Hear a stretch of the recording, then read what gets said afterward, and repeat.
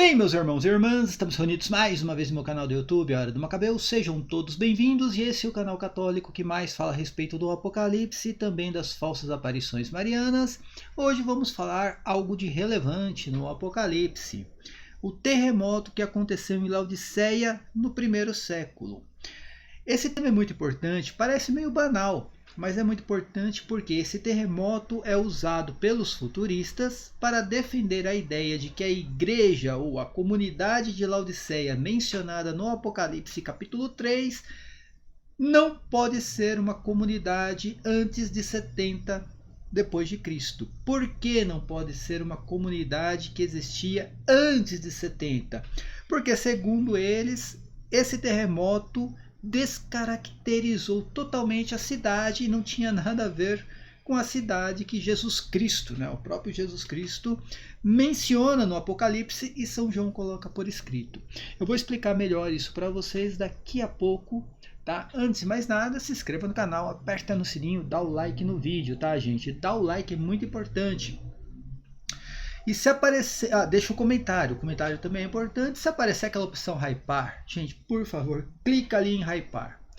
Não paga nada, é de graça e o YouTube vai entregar esse vídeo que é muito importante, vai entregar esse vídeo para mais 1.400 pessoas. Vamos imaginar que de 1.400 pessoas, 2, consiga se libertar do apocalipse futurístico, já uma vitória. Se você quiser contribuir financeiramente com o meu canal, QR Code aqui do ladinho, com o Pix do canal, tá? Qualquer valor ajuda bastante no desenvolvimento do canal, através da chave Pix crismacabeus@gmail.com. Sem mais delongas, vamos explicar essa história do terremoto em Laodiceia, que aconteceu antes de 70, ou seja, antes da destruição do templo, e segundo os futuristas, isso descaracteriza a cidade e não pode ser a cidade que São João escreveu. Não pode ser aquela Laodiceia, com aquelas características que São João escreveu. Eu vou provar que é pelo contrário. Muito pelo contrário. Esse terremoto caracteriza totalmente essa cidade. Prestem atenção nisso daqui, tá? Onde você vai encontrar essa barbaridade, essa palhaçada? Você vai encontrar em blogs como o do Lucas Manzoli, por exemplo, o maior teólogo de todos os tempos. Lucas Manzoli, aquele que participa de todos os debates e apertou a mão de Sérgio Sacani. Gente, Lucas Manzoli apertou a mão do Sérgio Sacani.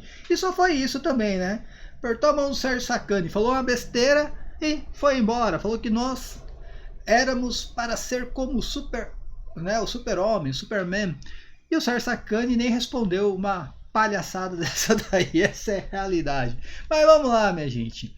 O que acontece?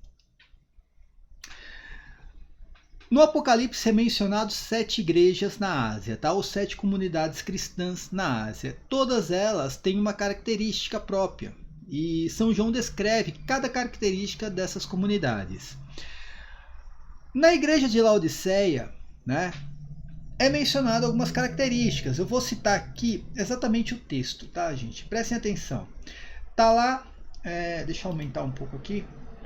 Eu não vou colocar o texto para vocês na tela, porque realmente o meu computador não está muito bom para isso. Apocalipse capítulo 3, os versículos 14 ao 22, e peço desculpas pelo barulho aqui, o calor está infernal aqui em Curitiba, mais uma vez, o calor infernal, tem que fazer aqui o vídeo com a janela aberta, não tem como fazer com a janela fechada. Então lá no Apocalipse capítulo 3, dos versículos 14 ao 22, vai dizer assim: E ao anjo da igreja de Laodiceia escreve, prestem atenção, tá, gente? E ao anjo da igreja de Laodiceia escreve: Isto diz o Amém, a testemunha fiel e verdadeira. Quem é a testemunha aqui? Jesus Cristo, gente? O princípio da criação de Deus. Conheço as tuas obras, que nem és frio nem quente. Quem dera fosse frio ou quente. Assim, porque és morno e não és frio nem quente, irei te vomitar pela minha boca. Como dizes, Então agora a cidade, Como dizes, são características da cidade, tá, gente? Muito se fala a respeito desse morno e quente por causa da água da cidade, né? Tinha a questão das águas que eram quentes, enfim, eu não vou entrar nesse pormenor agora porque realmente não é o que interessa. O que interessa é isso aqui, olha. Como dizes, rico sou, e estou enriquecido, e de nada tenho falta, e não sabes que és um desgraçado e miserável, e pobre, cego e nu. Então aqui é uma característica muito importante da cidade, porque a cidade era muito rica, era conhecida mesmo por ser uma cidade muito rica, autossuficiente, tá? Só que em bens materiais. E Jesus Cristo vai dizer agora de um modo espiritual que ela era desgraçada, miserável, pobre, cega e nu, né? Continua. Aconselho-te que de mim compres ouro provado no fogo, para que te enriqueças, e roupas brancas, para que te vistas, e não apareça a vergonha da tua nudez. E que unjas teus olhos com colírio, para que vejas. Eu repreendo e castigo a todos quantos amo. Se, pois, zeloso e se arrepender, eis que estou à porta e bato. Quem está à porta e bate? Jesus Cristo, né? Então já dá para notar que ele estava à porta. Se alguém ouvir a minha voz e abrir a porta, entrarei até ele, e com ele cearei, e ele comigo. Ao que vencer, e considerei que se assente comigo no meu trono, assim como eu venci e me assentei com o meu Pai no meu trono. Quem tem ouvidos, ouça o que o Espírito diz às igrejas. O mais importante que nesse texto, a cidade dizia, eu sou rica, não preciso de ninguém, não tenho falta de nada. Então vem o texto de Lucas Banzoli, tá? E aí entra a questão desse terremoto que aconteceu na cidade de Laodiceia. E Lucas Banzoli, entre outros apologistas futurísticos, como o professor Ferreirinha também no debate tentou usar isso aqui contra mim. Ele diz assim, ó, o argumento da dogmática católica preterista, eu não entendi por que dogmática, né, no texto do Lucas Banzoli, porque o preterismo não é dogmatizado, tá? Mas esse aqui é o Lucas Banzoli, ele apertou a mão do Sérgio Sacani, gente. O argumento da dogmática católica preterista afirma que a apostasia descrita em Apocalipse para a maioria das igrejas ali apresentadas ocorreu antes da destruição de Jerusalém. Portanto, o que se deve concluir é que as 7 cartas endereçadas às 7 igrejas foram escritas antes, no máximo em 65 depois de Cristo. Aí ele vai mencionar o texto que eu acabei de ler, né? No Apocalipse 3, 14 ao 22, escreve a igreja de Laodiceia em meio à riqueza. E eu mostrei aqui, o texto diz isso mesmo. Essa não pode ser a visão de uma igreja que existia antes de 70 DC. A conclusão do Lucas Banzoli, gente. Essa é a conclusão do maior teólogo de todos os tempos. Ele diz assim, em 61, um terremoto visitou a cidade de Laodiceia. Nunca vi um terremoto visitar nada, né? Aconteceu um terremoto, uma catástrofe, mas eu nunca vi uma visita de um terremoto, mas vamos lá. Que levou quase 2 décadas para ser reconstruída. Não existe essa história de 2 décadas para ser reconstruída, tá? Tácito escreveu, Laodiceia foi destruída por um terremoto neste ano, 61. Aliás, Tácito não descreve o ano, tá? Aqui, o Lucas Banzoli é impressionante, porque ele vai colocando, né, colchetes, parênteses, em tudo quanto é coisa aqui. Mas, enfim, pelo que consta os historiadores, né, na história, e que aí os historiadores dizem, realmente foi por volta de 60, tá? Não 61. E diz assim, ó, reconstruída a partir dos seus recursos sem qualquer subversão de Roma, ou seja, não precisou de nenhum subsídio do Império Romano. Aqui, o Lucas Banzoli deu tiro no pé. Aqui o Lucas Banzoli acabou auto se refutando, tá? Eu vou explicar o porquê. Prestem atenção nisso daqui. Ela foi destruída por volta de 60.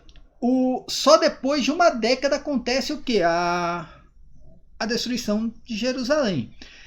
E segundo Lucas Banzoli, a cabeça do Lucas Banzoli, do maior teólogo de todos os tempos, que apertou a mão do Sérgio Sacani, esse texto está dizendo que demorou 2 décadas para ser reconstruído. Eu queria saber onde. Onde? O Lucas Manzoni, onde você leu aqui que o Tácito deixou lá em Anais, né, na obra dele, que demorou 2 décadas para ser reconstruída?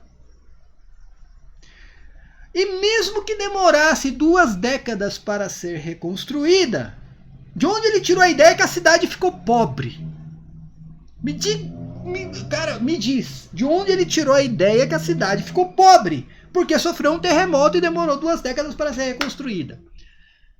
Gente, entende? Isso aqui é a loucura futurística. Isso aqui é a loucura futurística. Por isso que é bizarro. O apocalipse futurístico é bizarro, gente. As pessoas que acreditam no apocalipse futurístico, realmente, cara, eles passam por esse problema aqui, né?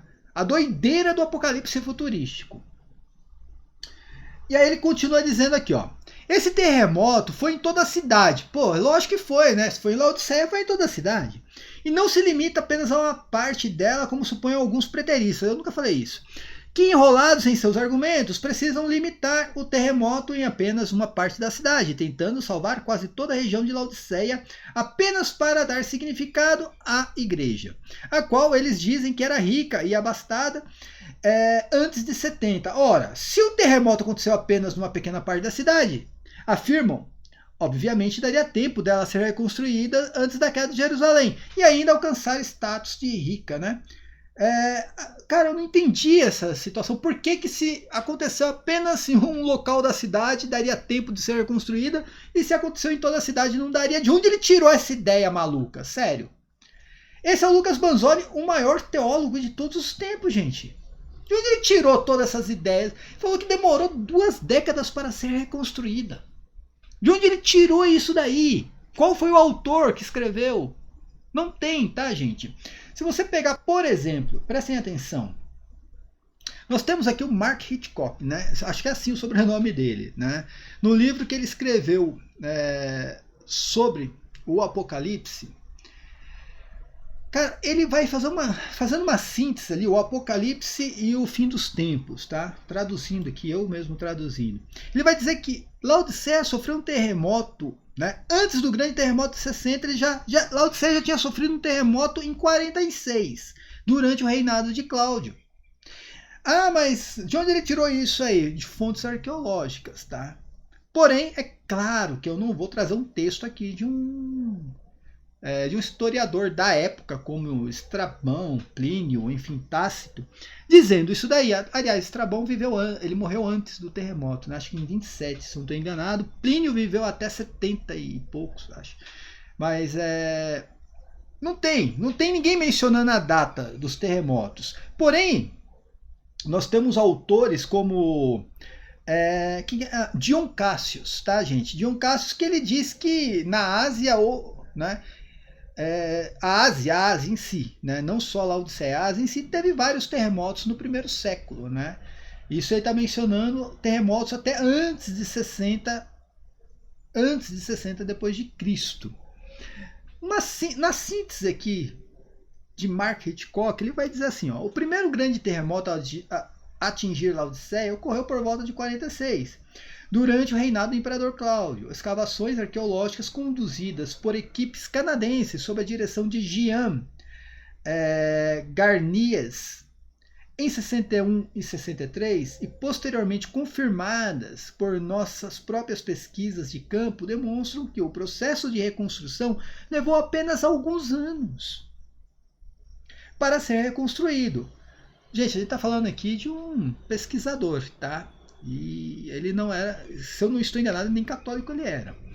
Os principais edifícios públicos, incluindo o estádio, o Odeão e o Portão Sírio, foram totalmente restaurados entre 58 e 60 depois de Cristo, e dedicados ao próprio Cláudio César, né, que era o imperador na época. Evidências eu não sei falar o nome da pessoa aqui, né? Confirmam que a produção de moedas foi retomada imediatamente após o desastre, com moedas, né, cunhadas entre 50 e 60, apresentando, né, a face do imperador Cláudio. Né? O sistema financeiro da cidade permaneceu plenamente funcional depois desse terremoto, com títulos de propriedade privadas, reafirmando a circulação monetária, né, intensificando a infraestrutura hidráulica. Ela era muito conhecida por essa infraestrutura hidráulica, até por causa das águas quentes, né, que ela tinha, operando em plena capacidade desde o início de 60. Tá? Esse terremoto que esse autor está mencionando, ele está falando de um terremoto que aconteceu antes do terremoto de 60 e que a cidade foi reconstruída em poucos anos. Por quê? Porque a cidade de Laodiceia era tão rica, autossuficiente, que ela conseguia, por recursos próprios, e aí entra o tiro no pé no texto do Lucas Manzoli, por recursos próprios, ela conseguia se reconstruir em poucos anos. Tá? Se você pegar autores, e Tácito, ele vai mencionar esse terremoto, né, que tudo leva, Tácito não coloca o ano aqui, mas tudo leva a crer que é o terremoto que aconteceu em 60 depois de Cristo. Ó, no mesmo ano, Laodiceia, uma das ilustres cidades da Ásia, foi derrubada por um terremoto, e aqui entra o tiro no pé que o Lucas Manzoli deu. O Lucas Manzoli pegou um revólver, apontou para o próprio pé e deu o tiro. Sem qualquer ajuda ou subsídio do Império, recuperou-se com seus próprios recursos. A única coisa que Tácito menciona é isso, e o próprio Lucas Manzoli vai mencionar isso daí. Está dizendo aqui, ó, e reconstruída a partir dos seus recursos, sem qualquer ajuda de Roma. Roma, o Império não precisou ajudar, não precisou do subsídio do Império, gente. Ela foi lá e se reconstruiu. Agora, essa de 2 décadas fica por conta da cabecinha do Lucas Manzoli, tá, gente? Se você pegar qualquer autor na época, por exemplo, como Estrabão, Plínio, Dion Cássius e outros também, né, autores que vieram, né, depois do primeiro século, todos eles vão mencionar a cidade de Laodiceia como uma cidade rica e autossuficiente, nunca mencionando Laodiceia como uma cidade que perdeu algum tipo de estrutura ou a sua condição monetária, em nenhum momento. E ela sofreu mais terremotos, tá, gente? Não foi só apenas o terremoto de 60. Ela sofreu com terremotos durante todo o primeiro século, porque realmente é uma região propícia, tá? Principalmente no primeiro século. E ela sempre se reconstruiu. E aqui mostra a questão que o texto do Apocalipse se refere exatamente à Laodiceia de 60. A Laodiceia daquela década de 60 a 70. Porque uma cidade que sofre um terremoto, toda a cidade é destruída e se reconstrói com seu próprio recurso, sem precisar da ajuda de nenhum, principalmente do Império, né? O Império acabava ajudando a reconstrução da cidade. E ela se reconstrói sozinha, mostra exatamente que esse texto aqui de Apocalipse capítulo 3, versículos, né, do 14 ao 22, diz respeito a essa cidade de Laodiceia antes da destruição do templo, com o terremoto que ela sofreu. Como diz a cidade: rica sou, estou enriquecido, e de nada tenho falta. Nada tenho. Por que menciona isso daqui? Porque Jesus Cristo menciona isso daqui, gente, no Apocalipse. E de nada tenho falta. Exatamente porque ela se reconstrói sozinha, sem precisar da contribuição do Império Romano ou uma contribuição estrangeira. Realmente era uma cidade muito rica. E realmente o Apocalipse corresponde exatamente com essa cidade. Como eu falei, o próprio Lucas Manzoli dá aquele tiro no pé, assim, ó. Ele pega o revólver, aponta no pé e dá aquele tiro no pé, quando ele mostra Tácito falando isso daqui, tá, gente? Quanto à reconstrução em 2 décadas, aí fica por conta da cabecinha do Lucas Manzoli e de outros futuristas por aí, tá?